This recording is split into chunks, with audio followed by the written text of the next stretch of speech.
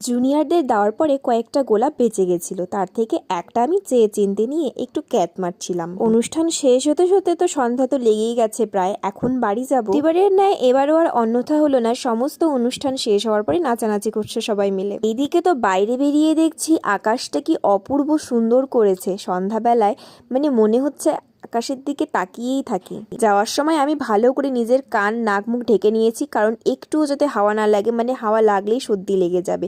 আর এখানে নবনীতা এসে একটু ক্যাত মারছে। যাওয়ার কথা তো ওদের সাথেই ছিল আমার বাসে করে, কিন্তু ভাই আজকে আসছে, ও আজকে দুর্গাপুরে যাবে, তাই স্টেশনে রাখতে আসছে বাবা ওকে, তাই আমাকে বললো একটু এগোতে, তো আমিও এগোলাম। আর তারপরে আমরা স্টেশনেও চলে আসলাম। তো ও প্রায় অনেক মাস, মানে 6 মাস পরে যাচ্ছে দুর্গাপুরে। এনসিপিতে প্রায় অনেক দিন পরে আসলাম। লাস্ট আমার ডিএলএড সার্টিফিকেট আর মার্কশিট নিয়ে যবে এসেছিলাম নদিয়া থেকে, তো তারপরে তো আর আসা হয়নি। প্লিজ প্লিজ প্লিজ যারা আমার চ্যানেলটিকে সাবস্ক্রাইব করোনি, প্লিজ একটু সাবস্ক্রাইব করে দিও, ভিডিওটাকে লাইক করে দিও। টাটা।